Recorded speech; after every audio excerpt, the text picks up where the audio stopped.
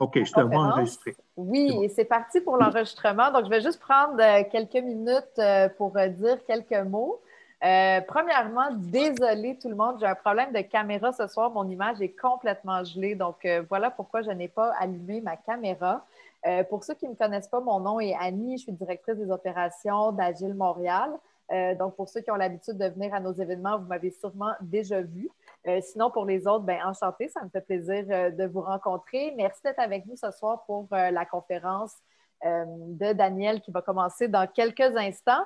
Je profite de ce petit moment-là pour seulement dire quelques mots à propos d'Agile Montréal. Donc, pour ceux qui nous connaissent moins, je vous invite vraiment à visiter notre site web agilemontréal.ca pour découvrir nos différentes activités. On a plusieurs conférences à tous les mois. La plupart des conférences sont gratuites. Donc, je vous invite à venir sur le site web pour découvrir la programmation et vous inscrire à nos événements. La manière vraiment la plus simple de rester au courant de ce qui se passe avec Agile Montréal, bien, c'est vraiment de vous abonner à l'infolettre. Comme ça, bien, à toutes les 2 semaines, vous recevez un peu c'est quoi les prochains événements à venir. Comme ça, c'est moins demandant que d'aller constamment sur le site web voir qu'est-ce qui se passe. On est également sur les différents réseaux sociaux. Donc, si vous avez plus l'habitude d'être sur Facebook, Twitter, LinkedIn, on est présent à ces endroits-là, nous aussi. Je prends quelques secondes pour parler d'un gros événement qu'on a au mois d'avril qui s'appelle Spark the Change.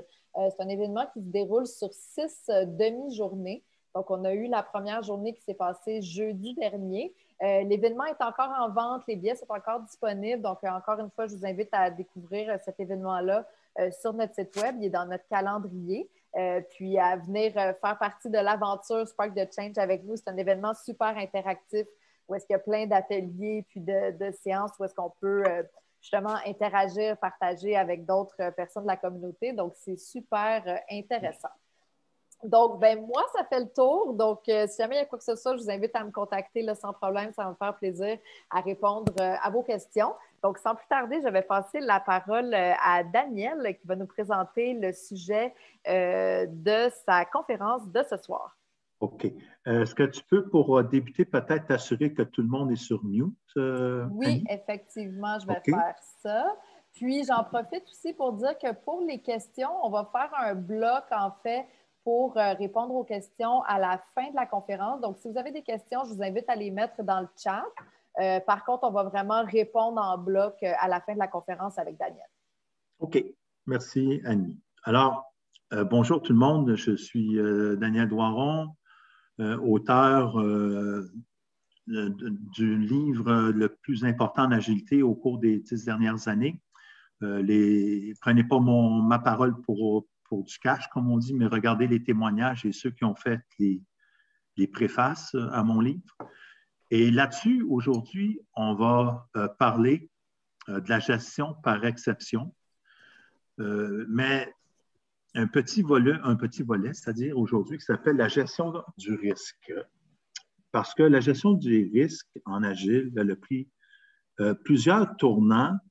Le premier d'importance qui a été fait, c'est par la méthode Kanban, qui s'est inspirée du Lean Manufacturing, qui, après ça, a créé sa méthode, son approche, qui est le Event-Driven Risk Management. Et après ça, TimeFlow a pris ça et a évolué, a fait de la gestion explicite des risques. Et on va voir comment ça fonctionne, tout ça, en commençant peut-être immédiatement.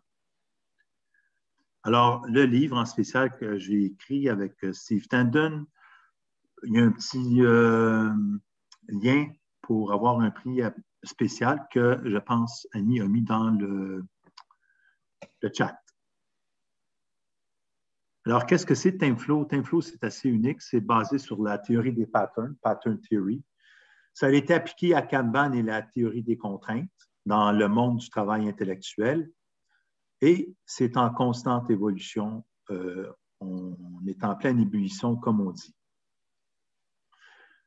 La méthode TimeFlow, elle n'a pas de référence à des processus ou des pratiques comme Lean et XP. Elle n'a pas des rôles, des artefacts ou des cérémonies comme Scrum. Elle n'a pas de principes ou de valeurs comme Agile et la méthode Kanban. n'a pas des niveaux de maturité comme CMMI et KMM, le Kanban Maturity Model. Pourquoi j'allais? Et n'a pas de guide de référence qui s'adapte, qui s'applique, ou qui doivent adopter comme Scrum, Nexus, Safe, Less et Scrum at Scale. On va commencer par Kanban et, étonnamment, la théorie des contraintes. Au tout début.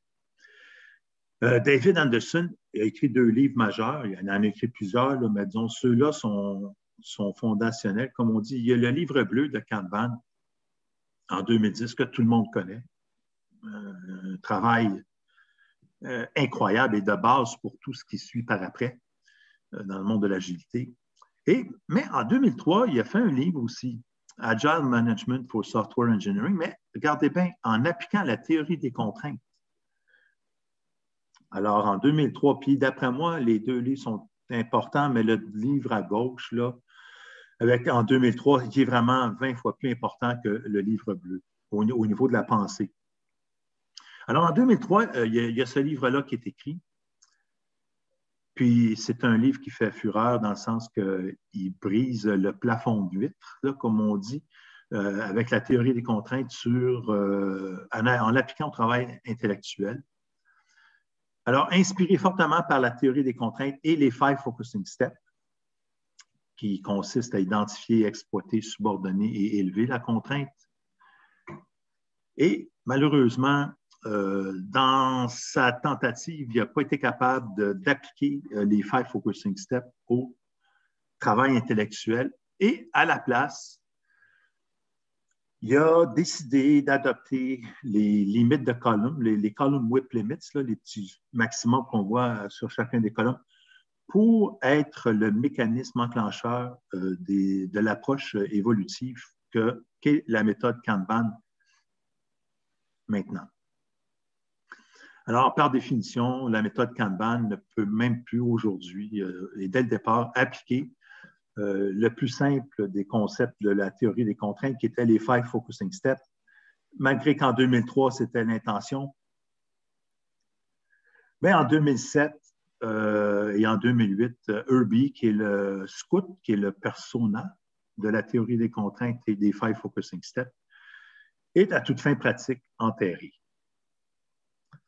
Et les 5 Focusing Steps, dans le monde du travail intellectuel, que TimeFlow applique au niveau du workflow, du work process et du work execution, et où on a toutes les recettes, au niveau d'identifier la contrainte, exploiter la contrainte, subordonner tout à la contrainte, élever la contrainte et prévenir l'inertie de devenir la contrainte. Alors, on a toutes les recettes en long et en large pour faire ça. Maintenant, la méthode Kanban a été fortement influencée par le Lean Manufacturing pour sa gestion des risques, pour après aller faire ce qui est appelé le Event-Driven Risk Management, qui est vraiment l'approche que la méthode Kanban a encore aujourd'hui. Alors, voyons ce qui est le Lean Manufacturing. Au niveau des risques, puis là, on parle du Original Kanban of Toyota Production System, OK, avec des signaux.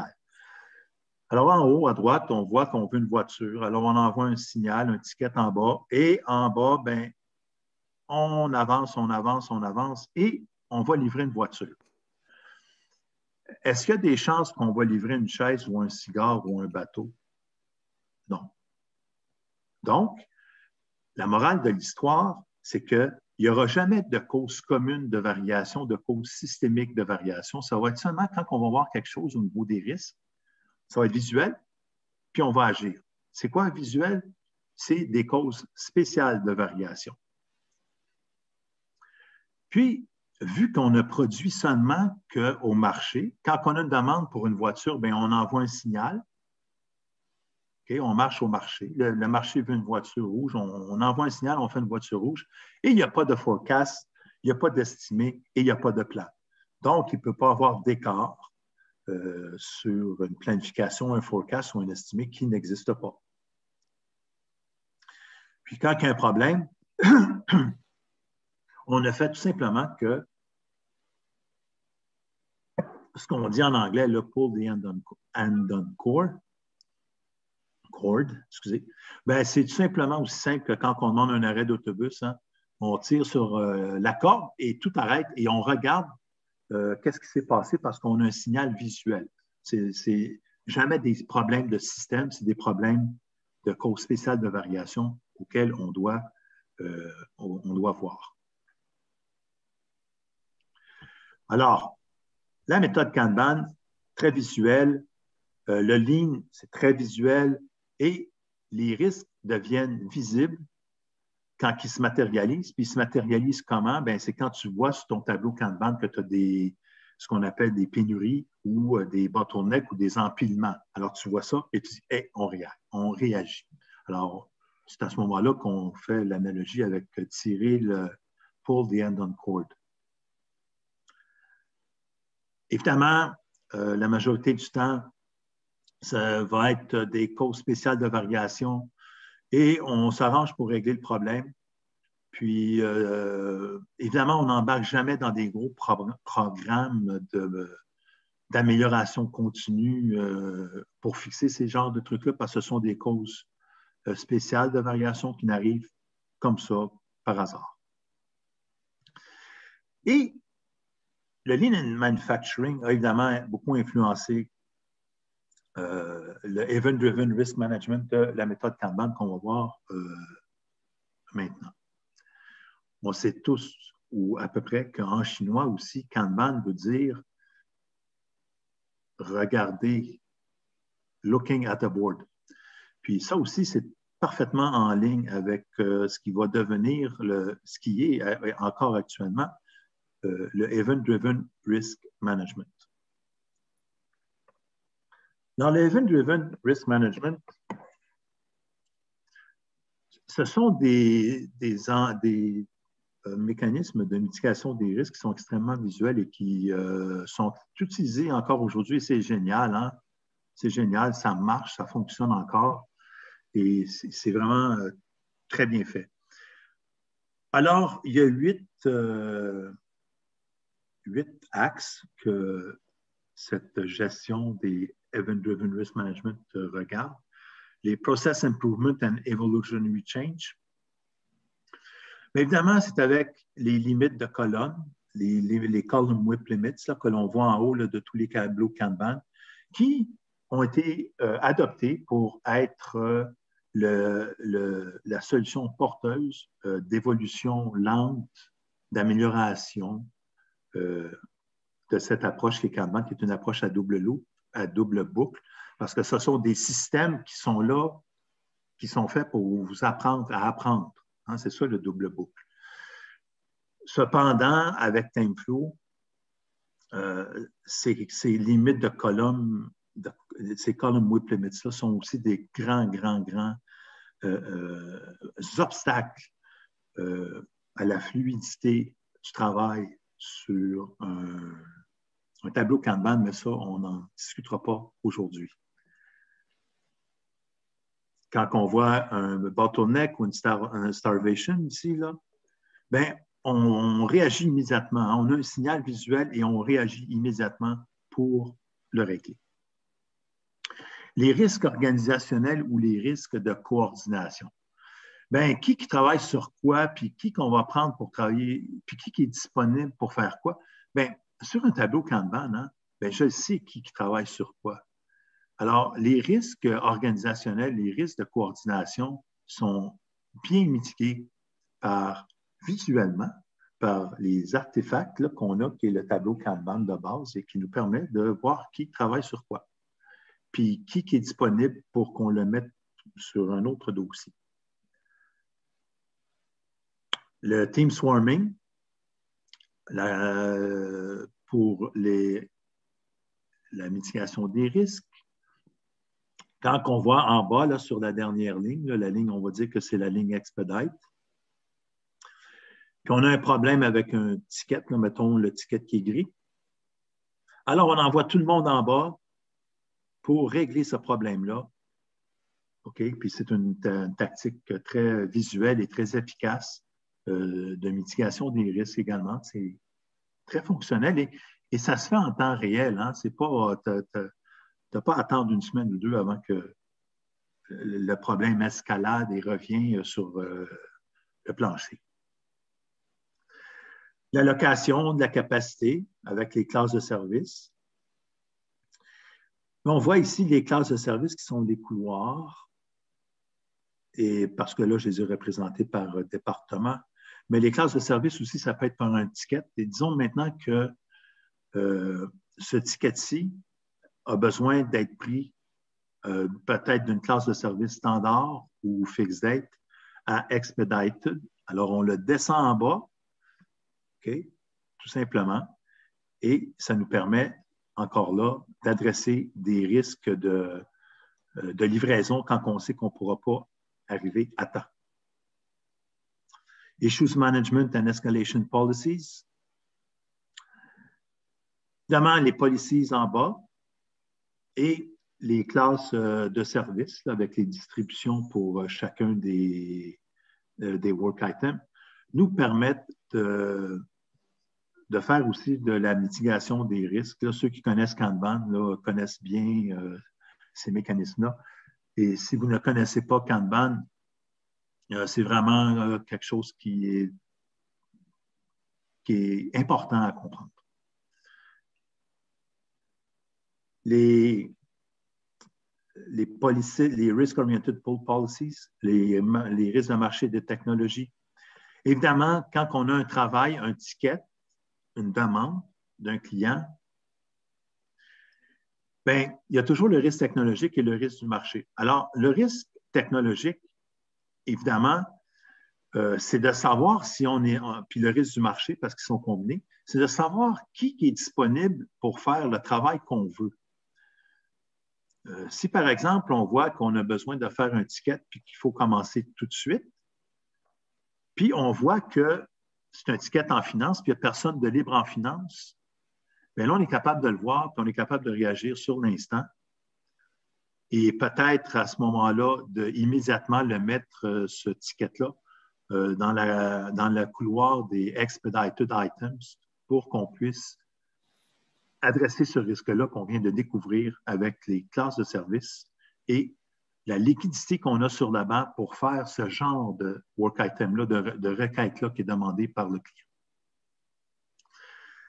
Les cédules, les budgets et les risques. Quelque chose que j'aime bien au niveau de la méthode Kanban, c'est qu'on est toujours on doit partager le risque avec la business. Puis en ayant les classes de services et distribution, on doit changer le risque pour être en sorte que le client n'arrive jamais et dire « Hey, le développement, je veux ça pour telle date. » Maintenant que les données sur les livraisons pour les systèmes sont connues, c'est maintenant aux gens d'affaires de dire quand est-ce qu'on doit commencer pour qu'on puisse finir. Fait qu'on va regarder un exemple, parce que c'est quelque chose que j'aime bien. Supposons qu'on est le 30 mai, puis on a un rapport à faire. On est le 5 mai, puis on a un rapport qu'on veut livrer le 30 mai ici. Puis c'est une classe de service verte. On voit la classe de service verte, qui est la classe de service standard. Mais on voit qu'on doit commencer au plus tard le 5 mai. Fait qu'on est le 5 mai, puis on voit qu'on doit commencer le plus tard le 5 mai, fait qu'on est correct. Alors, c'est à la business de dire, hey, il faut qu'on commence aujourd'hui. Et non pas arriver à dire à l'équipe de développement, hey, vous allez livrer le 30 mai. Parce que si tu arrives le 7, 8, 9 mai, tu vas avoir des problèmes. Puis, c'est de l'information que tu avais au niveau des gens d'affaires. Et l'onus était vraiment sur toi. Maintenant, supposons qu'on est le 4 mai et on veut toujours notre rapport le 25 mai. Puis, on voit qu'on est en bleu, puis on voit que la classe de service bleu, c'est fixed date. Et on voit que la date le plus tard pour commencer, prendre une classe de service le 4 mai, c'est la dernière journée pour qu'on l'aille le 25 mai. Alors, on est correct. Maintenant, supposons qu'on est encore le 5 mai et qu'on veut notre même rapport pour le 10 mai, mais là, on est en rouge, on est dans une classe de service expedited. ben, on voit que tu aurais dû commencer le 1er mai. Alors là, tu es en problème. Et ce n'est pas la faute de l'équipe de livraison, c'est la faute des gens d'affaires qui savent que pour faire un rapport, bien, dans une classe de service standard, fixed date ou expedite, il y a des délais. Puis ces délais-là, les gens d'affaires les connaissent et il faut qu'ils les respectent pour dire aux équipes techniques, s'il vous plaît, commencez telle pièce ou tel travail. Et le Upfront Risk Planning, évidemment, la gestion des risques aussi la méthode Kanban se fait au niveau des rangées. Okay? L'évolution se fait au niveau des colonnes. Et la mitigation avec les classes de service, les policies et les ressources qu'on a dans les équipes sont aussi des façons de gérer les risques de façon rapide et en direct. La méthode Kanban a aussi beaucoup de métriques qui remplacent là, tous ces trucs d'estimation et qui nous permettent de faire du probabilistic forecasting et de mettre à bon escient toutes les connaissances qu'on a sur le queuing theory, tu sais, comme ces indicateurs-là qu'on a, le flow time, cycle time, touch time, due date, performance, throughput. C'est quand même une approche, un volet quantitatif qui est vraiment fait partie de l'approche Event-Driven Risk Management de Kanban et qui est excellente. Si vous ne faites pas du Kanban, c'est peut-être le temps de vous demander qu'est-ce que vous faites. Et si vous faites du Kanban, eh bien, il y a mieux, OK? Parce que TimeFlow va beaucoup plus loin. TimeFlow, lorsque la méthode Kanban a laissé tomber la théorie des contraintes, bien, TimeFlow ne l'a pas laissé tomber. On a continué à persévérer dans la théorie des contraintes. Et c'est ce qui donne qu'on est capable de faire de la gestion explicite des risques. Alors, la méthode Kanban est bonne, mais TimeFlow est capable d'aller plus loin. Et maintenant, on va voir la gestion explicite des risques.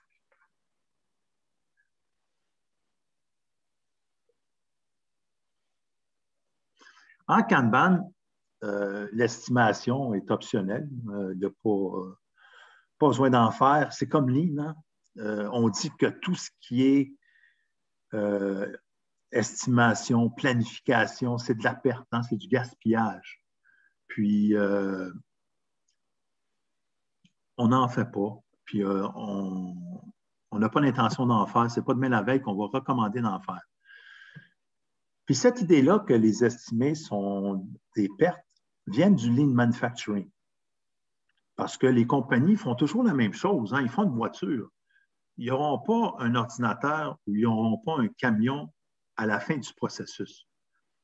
Puis, le processus est stable, il est prévisible. Donc, puis en plus, c'est quand tu as une commande, bien, il n'y a pas besoin de forecast ni de planification, parce que quand tu as une commande, tu l'exécutes. Quand tu as une commande, tu l'exécutes. Alors, tu marches à la demande.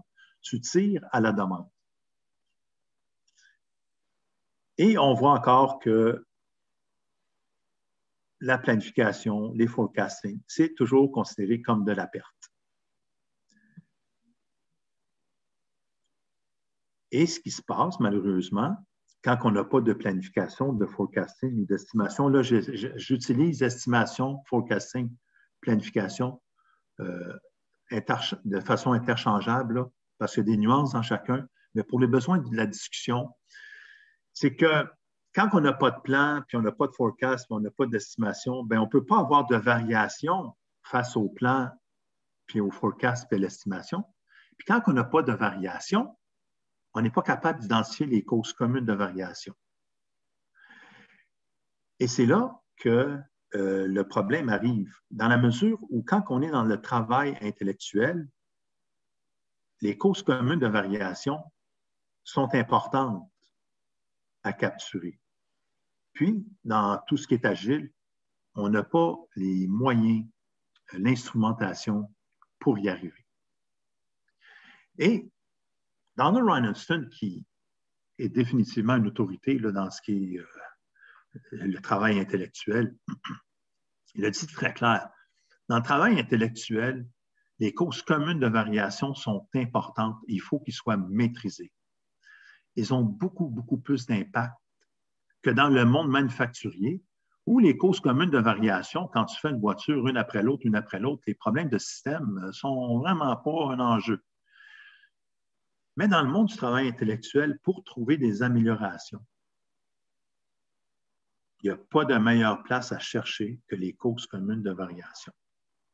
Alors, dans la méthode Kanban et dans tout ce qui est agile, les causes communes de variation sont totalement ignorées. Mais avec l'approche TimeFlow, on y adhère et on a les moyens d'y voir. Alors, quand un problème est une cause commune de variation, c'est là qu'ils sont ce qu'on appelle en anglais les golden nuggets. Puis c'est là qu'on s'améliore, puis c'est là qu'on fait de l'argent. Et ce n'est pas avec les causes spéciales de variation que les autres méthodes peuvent seulement identifier ces causes-là. Et la gestion explicite des risques, avec TimeFlow, on veut être capable de cerner les causes inattendues de variation pour pouvoir les classifier en causes communes de variation ou en causes spéciales de variation et faire ce qu'on appelle de la gestion par exception. La gestion par exception aussi, qui est un concept qui ne se retrouve qu'avec TimeFlow et aucune autre approche agile. Alors, comment qu'on va faire? C'est qu'on va utiliser dans la théorie des contraintes, ce que Eli Goldratt a fait dans l'approche de gestion de projet qui est le Critical Chain Project Management. Avec le PMI, c'est le Critical Path Project Management. Puis avec Eli Goldratt, la théorie des contraintes, c'est le Critical Chain Project Management. Et avec ça, on a des buffers. Puis ces buffers nous permettent de savoir si on a une variation qui est normale, si on a une variation qui nous demande de planifier, ou si on a une variation abnormale qui nous demande d'agir. Et le CCPM de Eli Goldratt a été fait spécialement encore pour détecter des causes communes et des causes spéciales de variation. OK? Alors, et c'est ce dont TimeFlow se sert pour pouvoir arriver à les détecter, ces causes communes de variation. Alors maintenant, ce qu'on a fait dans la théorie des contraintes et CCPM, on se sert de tous ces indicateurs-là comme des indicateurs en temps réel de matérialisation du risque. Et à toutes les fois qu'on a un problème, on met à jour un registre des risques. On fait une analyse de fréquence pour voir les sources communes de variation. On fait une analyse de root cause analysis pour identifier qu'est-ce qu'il faut faire. Et c'est à la base d'un processus d'amélioration continue. Mais qui, contrairement à tous les autres processus d'amélioration continue qu'on connaît, on focus sur la contrainte. Parce que si vous faites des améliorations et que vous ne focussez pas sur la contrainte, vous ne faites que perdre de l'argent, en fin de compte, parce que vous mettez de l'énergie à améliorer quelque chose qui n'améliorera pas le système. Et la méthode de TimeFlow, pour en plus bonifier l'explicit risk management, est-ce qu'on utilise le incremental funding, qui est une solution de financement à court terme. À chaque fois qu'on a un bloc de fonctionnalités, on les finance, puis on y va. Ça requiert qu'on a un scope fixé, un scope cible, parce que la gestion explicite des risques demande qu'on ait un scope cible pour qu'on puisse gérer les écarts. Ça nous permet de réduire les risques. Et avec la théorie des contraintes, CCPM et les idées de la méthode Kanban, l'incremental funding nous permet de s'améliorer en même temps qu'on travaille. C'est une autre forme de double loop learning. On a des systèmes qui nous aident à s'améliorer. Alors, pour la gestion explicite des risques, on a aussi des moves qui sont des Minimum Outcome Value Effort, des Target Scope.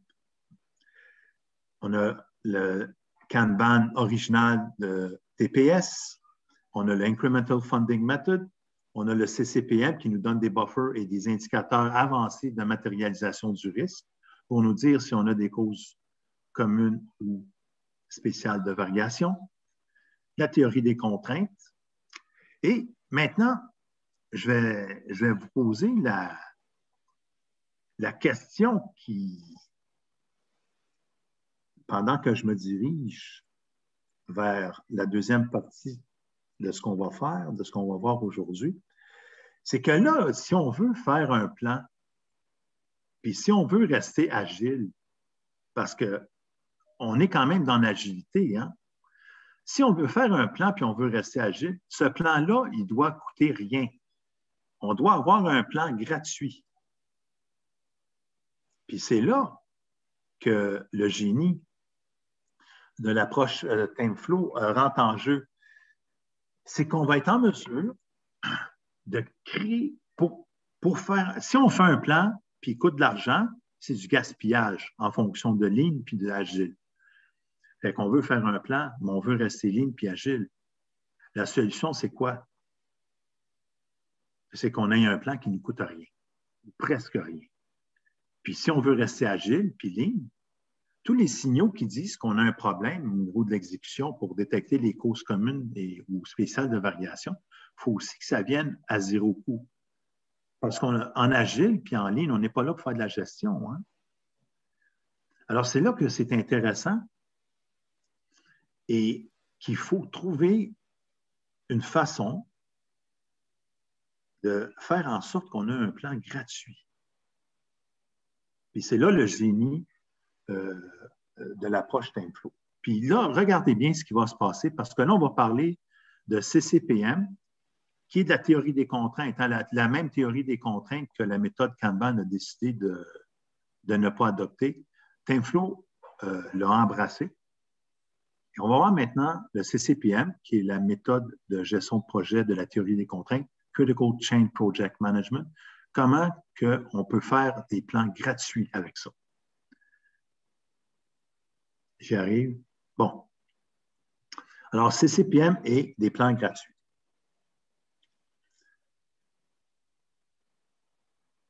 OK, ça, c'est bon. C'est les événements de TimeFlow. J'arrive à mon but.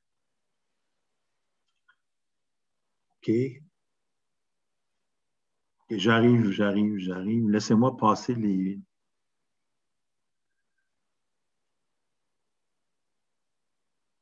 Attendez une minute.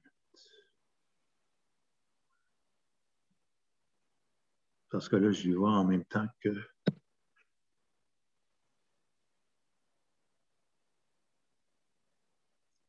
OK, je suis correct maintenant.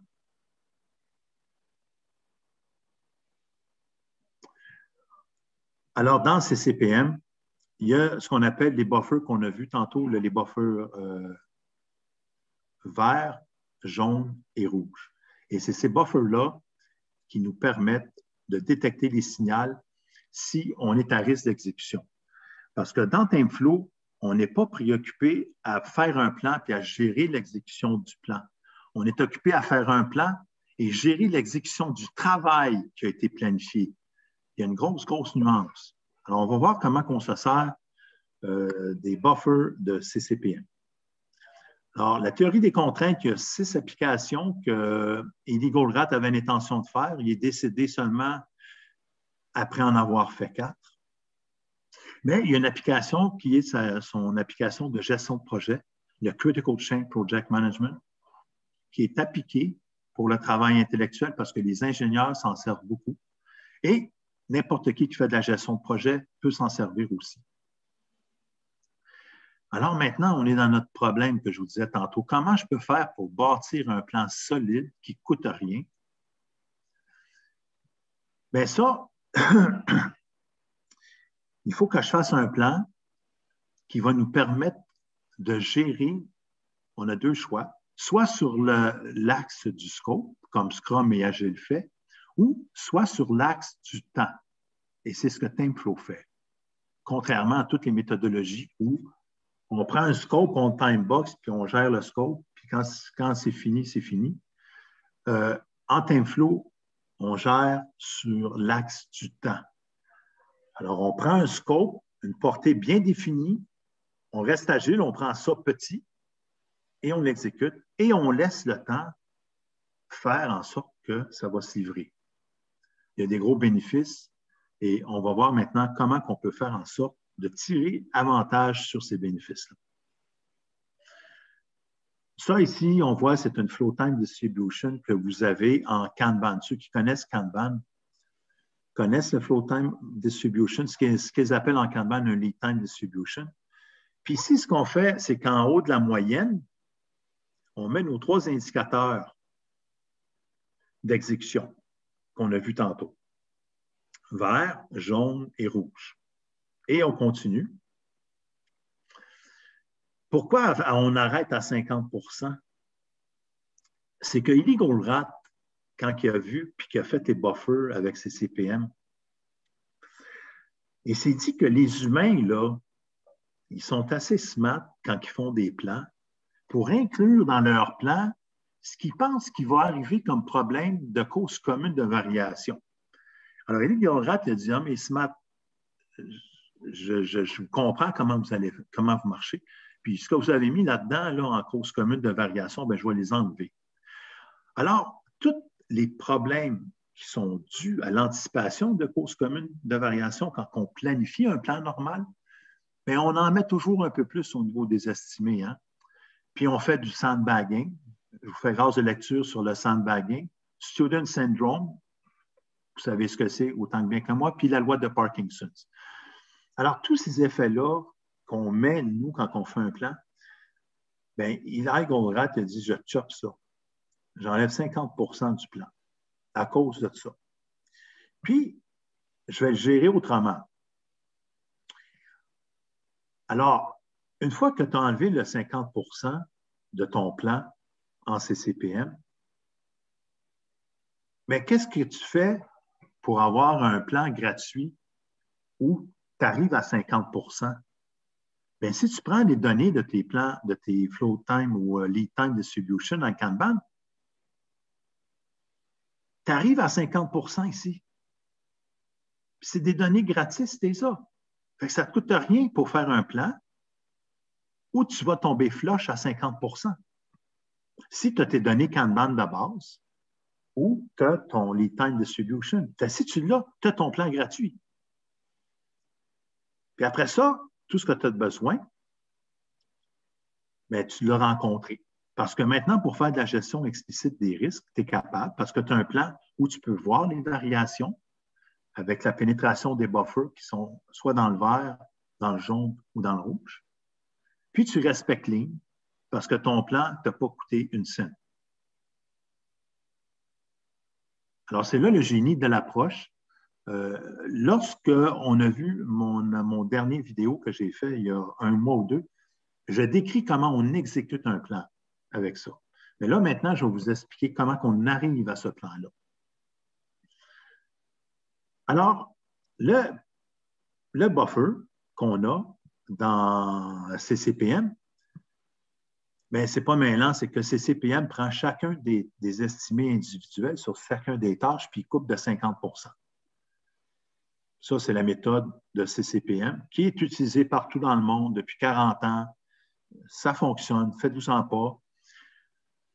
Parce qu'il dit que tous ces estimés-là de tâches individuelles, là, ils ont plein de trucs qui sont bourrés d'anticipation de causes communes de variation. Fait que ça, ces trucs de causes communes de variation, on va les prendre, on va les chopper, on va les enlever 50 puis on va les mettre à la fin du projet. On les coupe, mais on les garde. OK? Ça, c'est important à comprendre. On fait juste les enlever de chacune des tâches, puis on les met à la fin du projet pour avoir notre buffer. OK? Fait que là, finalement, avec ça, on évite d'avoir des estimés qui sont tout simplement surréalistes. Puis, ces buffers-là vont nous permettre de détecter les causes communes et spéciales de variation. Il y a beaucoup, beaucoup d'auteurs et de penseurs dans Lean et Agile qui ont critiqué ces CPM, hein, puis qui ont dit c'est immense, c'est énorme, on ne peut pas gérer en Agile avec ça. Ils ont tout à fait raison. Ce que TameFlow fait avec ces CPM, qui est un énorme, énorme body of knowledge, banque de connaissances, c'est qu'on prend juste la petite partie des buffers. C'est tout ce qu'on prend. De l'océan, là, on prend juste une petite tasse, un petit verre, les buffers. Puis ces indicateurs-là que le buffer nous donne ne sont jamais des indicateurs qui font état du travail qui reste à faire. Okay? Ces indicateurs-là sont des indicateurs qui nous disent quel travail demeure à faire en relation sur la planification et le buffer qu'on avait mis de côté au début du projet pour absorber la matérialisation du risque. Alors, là, ce que je vais faire, j'imagine que la tête commence à vous tourner, là. On va prendre un plan, OK? Fait qu'on va prendre un plan ici qui a été fait par la méthode du PMI, le Critical Path Project Management. Alors, on prend un plan, il dure 32 jours, puis c'est bon. Mais on voit que la ressource A, là, elle est bookée en double. Tu sais, on a un DBA, on n'en a pas deux, là. Ben ça ne marchera pas, ce plan-là. Puis le PMI avec le Critical Path ne tient pas compte de ça. Alors, le Critical Path, là, vous le voyez, là, c'est le petit chemin qui est encadré. Maintenant, ce que va faire, c'est CPM 1, première étape, c'est qu'il va prendre ce plan-là puis il va faire en sorte qu'il n'y a pas de la contention entre les ressources. On a un DBA, on n'en a pas deux, on n'en a pas trois. Donc, on va mettre les TBA un à la file de l'autre. On ne fait pas le chemin critique en dépendant des tâches. On fait le chemin critique, le critical chain, en dépendant des ressources. Et là, notre plan de 32 jours, il est allé à 36 jours. D'accord? C'est le plan du critical path qui a été mis en critical chain. Puis qu'est-ce qu'on a dit? Bien, on tient nos promesses. On coupe tout en deux. Fait que notre plan de 36 jours, on le coupe à 18 jours. Comme par exemple ici, avec les ressources D en bleu, on avait 8 jours. Et maintenant, on le met à 4 jours. Puis, de même pour toutes les autres ressources, on coupe le plan en deux. OK? Maintenant que le plan a été coupé en deux, le 50 bien, on prend le 50 puis là, on le rajoute à la fin du projet pour faire un buffer. Notre buffer, il représente exactement, quand vous prenez une distribution, si vous êtes familier avec Kanban, si vous ne l'êtes pas, s'il vous plaît, faire du Kanban, tout au moins, c'est que là, on a un lead time distribution ici ou un flow time distribution, comme on l'appelle en TameFlow. Puis vous voyez qu'on tombe flush sur le 50 hein? Alors, le lien, l'affiliation se fait automatiquement. Et le buffer s'en va jusqu'à 80 de probabilité. Ceux qui aiment faire des SLA, là, mais le 80 de probabilité, c'est le 80 de due date probabilité. C'est un SLA. C'est un niveau de service. Ça, là, vous l'avez tout de suite automatique. La méthode Kanban est passive au niveau des SLA. Hein? Elle dit, demain matin, il me donne des nouvelles comme quoi que tu as rempli 80 de ton SLA. Mais avec TameFlow, tu es capable de le gérer de façon proactive. Tu es capable de le voir si tu vas l'atteindre avant qu'il soit trop tard. Parce que la méthode Kanban, elle te dit, bien, voilà ce qui est arrivé. Alors ça, c'est au niveau de la gestion explicite des risques, c'est quelque chose qui est unique. Puis là, on voit maintenant que notre buffer, qu'on a les zones vertes, jaunes et rouges. D'accord? Fait que n'importe quand que notre projet, le buffer, va dans le vert, on est correct. Quand il rentre dans le jaune, il faut commencer à penser. Puis quand il est dans le rouge, là, il faut commencer à agir. Alors, le flow time distribution ou le lead time distribution, il est toujours skewed to the right, là. En tout cas, je peux. Puis la barre bleue ici représente le average flow time. Et après ça, on met après notre buffer qui nous rend jusqu'à un 80 de due date probability. Et maintenant, je vais faire un petit rappel sur la dernière présentation que j'avais faite, où j'avais passé à travers ça. Hein. J'avais montré un plan avec 100 work items en Kanban qui vous met, si vous avez les données en Kanban, là, bien, vous avez votre plan gratuit, puis vous avez vos buffers gratuits. Vous êtes capable de faire l'exécution de votre plan gratuit, puis d'arriver à chaque matin et d'avoir des choses pratiques à dire. Okay? Fait qu'on je vais passer vite parce qu'on a fait de long et en large la dernière fois. Alors, on commence. On a nos deux buffers qu'on a vus, le buffer consumption avec les 3 zones. On a le buffer burn rate. La raison pourquoi je vais vite, c'est parce que ça a été encore dans la présentation que j'ai faite il y a le mois passé ou il y a 2 mois. La dernière, en tout cas. Oui, puis s'il y en a qui sont intéressés, la vidéo est disponible sur notre channel YouTube, donc vous pouvez facilement la trouver à cet endroit-là. Oui, parce que ça, c'est le nerf de la guerre. Hein? Vous êtes capable d'avoir un plan gratuit puis de l'exécuter gratuit. Puis d'arriver à chaque matin, puis, je ne sais pas s'il y en a encore qui reconnaissent Donald Reinhardson, mais qui dit buffers come at a monetary cost. In exchange, they will help you diminish the impact of variability.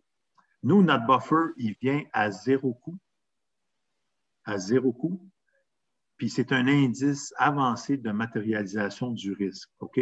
Alors, on va à une étape un peu plus loin que Donald Reinhardson. Quoique lui, ce n'est pas pareil. Il faut dire que c'est vraiment un buffer où on paye de l'argent pour avoir le buffer et on absorbe la variabilité, ce qu'on ne fait pas. Nous, notre buffer, il est gratuit, puis c'est un leading indicator of risk materialization. Ce n'est pas pareil, mais c'est comme des cousins. OK? C'est très proche. Alors, comme je vous disais, on avait un plan avec 100 work items qui prennent 100 jours. Avec 100 work items qui prennent 34 jours. Alors, le 34 jours est là, on a notre buffer de 17 jours. Ça nous amène au jour 51. Et on arrive au 7 octobre, puis on a livré 18 items. C'est quoi mon buffer consumption, mon buffer burn rate, puis ma nouvelle date estimée de livraison? Imaginez-vous là, que le 7 octobre, vous arrivez à votre meeting là, des quotidiens, là, puis vous arrivez avec ça, 7 jours après le début du projet. Là, j'ai mis toutes les formules. Vous pouvez regarder le dernier recording. On voit, pour avoir le détail, on voit que notre buffer consumption est de 29 puis notre buffer burn rate est de 1,6. Puis c'est ça qui est important, c'est le buffer burn rate. Au 7e jour, you are consuming the time buffer at 1.6 the amount of work that needs to be delivered. Ça veut dire là, que tu arrives le matin du 7, 7 jours après avoir commencé le projet, puis tu arrives, tu dis à tout le monde à l'équipe, là, mais pour un item, un work item, une tâche qu'on avait planifiée, le plan gratuit avait planifié en 1 jour, bien, ça nous prend 1,6 jours à le faire. On est en retard. On ne va pas assez vite. même si notre buffer consumption est dans le vert. OK? Et on peut arriver même ce 7 octobre-là et dire le matin, et notre nouvelle date appréhendée de livraison est le 13 novembre. Fait que ça, là, ça bat n'importe quoi que vous pouvez avoir comme meeting quotidien, là, en Scrum ou en je ne sais pas quoi. Ça, c'est des informations stratégiques. Puis quand tout est vert, ton buffer penetration est vert, puis ton buffer burn rate est vert, bien, nous, en TimeFlow, on ne colle pas de meeting. On aime que les gens travaillent. Puis quand tout est vert, on ne se bat pas de se présenter à des meetings de statut où tout va bien. On laisse les gens travailler. Puis alors, vous avez encore un autre item où le 8 octobre, 20 livrables ont été faits sur 100. Mais là, un des indicateurs est jaune, l'autre est rouge. Et notre nouvelle date de livraison est le 14 novembre. On arrive le 20 octobre au matin quand on a un meeting status où 50 items sur 100 ont été faits. Bien, on est dans le jaune encore pour le buffer, mais on est revenu au vert pour le buffer burn rate. Ça veut dire que dans le plan, quand on avait un item qui, dans le plan en normal, nous prendrait juste une journée à faire, on le fait en 0,7 jours. Bien, ça veut dire qu'on a des bonnes nouvelles, puis qu'au niveau de la productivité, on va bien. Et toujours le 20 octobre, on arrive avec une nouvelle date appréhendée de livraison du 14 novembre. C'est bon d'arriver à chaque matin et de dire hey, notre date, on la revise à chaque jour. Puis le 26 octobre, 90 items sur 100 ont été faits. Bien, regardez ça. Le buffer, il n'y a pas de consommation. Hein? On est passé le buffer du vert au jaune, puis là, on revient au vert parce qu'on a quasiment fini. Notre buffer burn rate est à 0,32. Ce qui dit que pour un item planifié en moyenne à un jour, on le fait en 0,32 jours. Et notre nouvelle date estimée de livraison est le 29 octobre. Bien, ça, c'est du leadership. C'est du leadership qui est data-driven, c'est du leadership qui est scientifique et c'est du leadership que vous pouvez faire rapidement, moindrement que vous faites un Kanban décent. Puis si vous ne faites pas au moins du Kanban, bien, vous allez avoir une étape additionnelle à pouvoir franchir après. Alors, ça peut... Ouais, ça fait mon tour pour moi, Annie.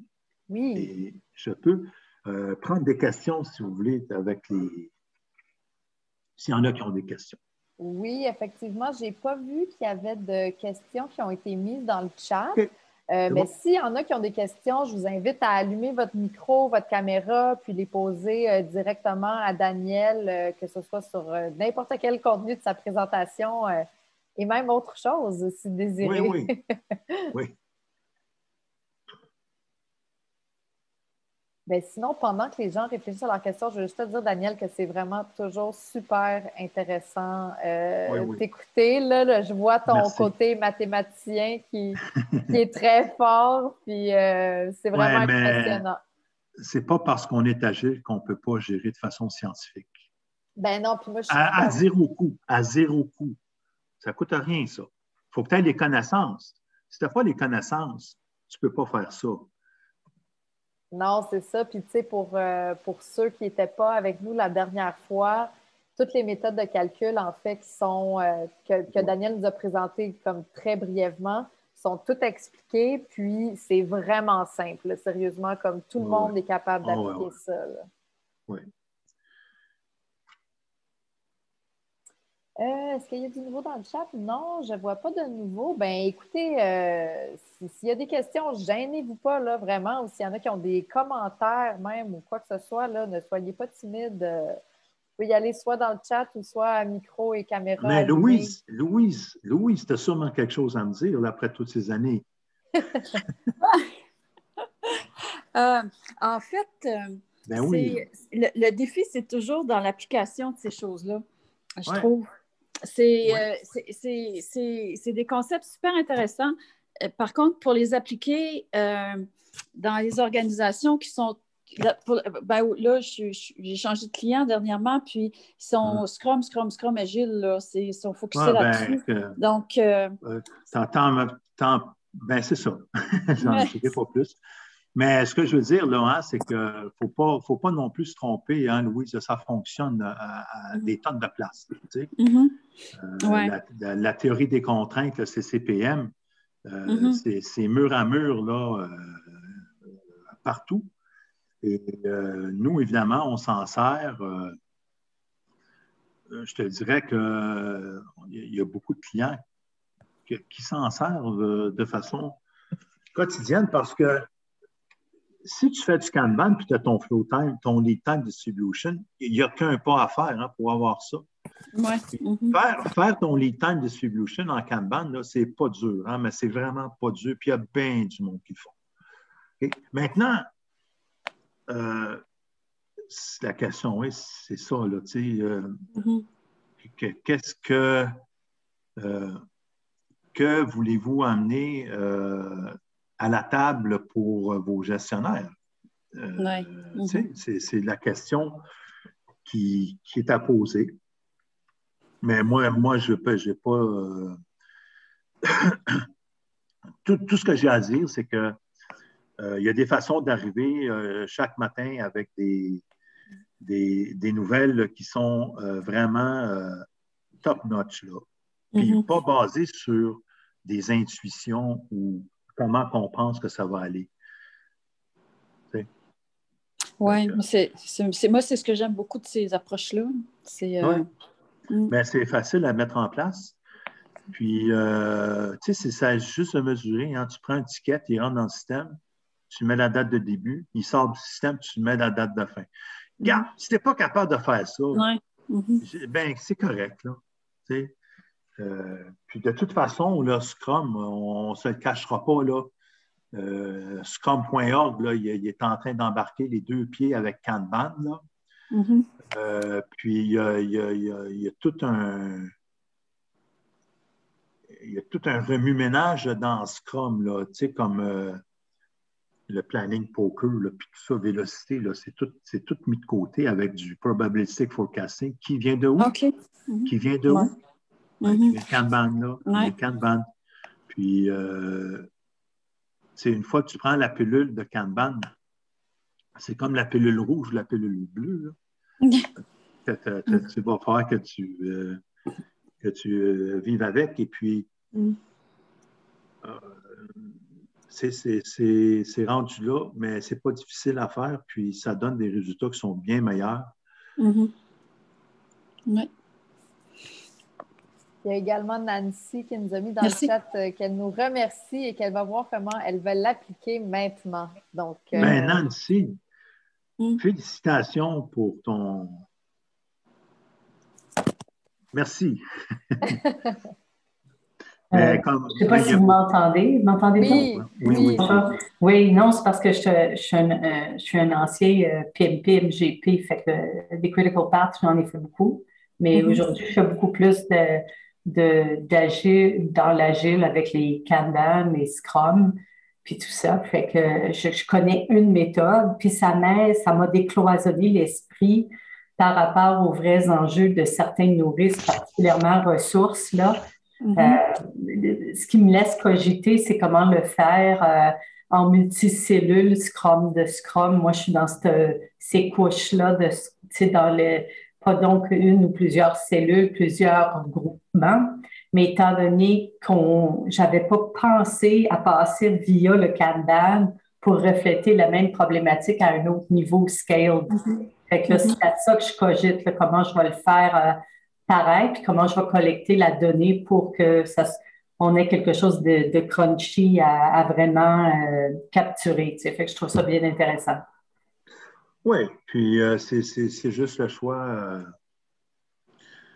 de c'est quoi tu veux parler dans tes meetings. Quand tu as un indicateur qui dit « Hey, j'ai un problème », bien là, tu sais que tu as un problème. Puis quand tu n'as pas d'indicateur, que tout est vert, Bien évidemment, Scrum va faire en sorte que tes meetings sont obligatoires, ce qui est un non-sens. Dans un contexte de gestion par exception, je dis bien que TimeFlow a créé pour justement laisser les gens travailler. On a même des indicateurs de gestion pour la gestion de portefeuille qui dit que, hey, regarde, tu as invité 18 projets là, à ta gestion de portefeuille. Regarde ça, il y en a 12 qui sont verts. Fait que tu les as demandé à ces 12 projets-là qui sont verts de prendre les 4 ou 5 jours nécessaires pour faire tous les livrables puis les requis pour aller se présenter à une réunion de portefeuille où ils n'auront rien à dire. Bien, ce temps-là, travaille sur ton projet, finis-le. Puis ceux qui sont dans le jaune ou dans le rouge, bien là, préparez vos dus, puis montrez-vous à la gestion de portefeuille, au meeting de portefeuille, puis on va se parler. Puis c'est tout simplement ridicule. Tu sais, le coût de la prise de décision au niveau des portefeuilles contredit complètement ce qui est l'essence de la prise de décision. C'est débile. C'est débile encore aujourd'hui. Je vois ça, comment ça marche, là. Puis, tu sais, je peux pas m'empêcher de dire, bon sang, on n'est pas encore, on est-tu encore dans ces, au niveau technologique, dans des rendus. Des paradigmes.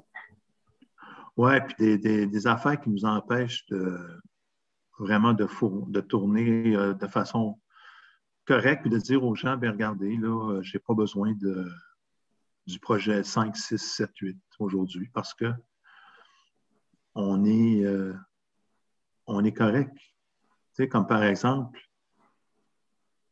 est-ce que vous voyez mon écran ici? Oui. Bon, fait que là, j'arrive à ma gestion de portefeuille. Là, on est lundi, puis j'ai une gestion de portefeuille mardi. Si quelqu'un demande à A de venir à la réunion de portefeuille, là, mais dans un contexte TimeFlow, là, ça serait inacceptable. Puis tu pourrais avoir plein de projets, une dizaine qui sont dans l'état de A, qui sont verts au niveau de l'exécution. C'est-à-dire qu'ils n'ont pas de problème. On voit que les projets de type B, bien, commencent à s'en sortir. Tu sais?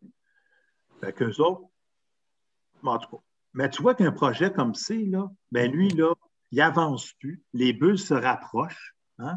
Tandis que quand tu vois le projet A, bien, les bulles se distancent. Mais lui, dans le projet C, là, les bulles se rapprochent. Lui, il n'avance pas. Lui, il a besoin d'aide. C'est lui que je vais appeler. Ce n'est pas les autres. Mais comment tu vas le savoir? Dis-moi comment tu vas le savoir avec tes outils actuels. Mais tu ne le sauras pas. Parce que ces mêmes outils-là que je te montre là, avec les bulles,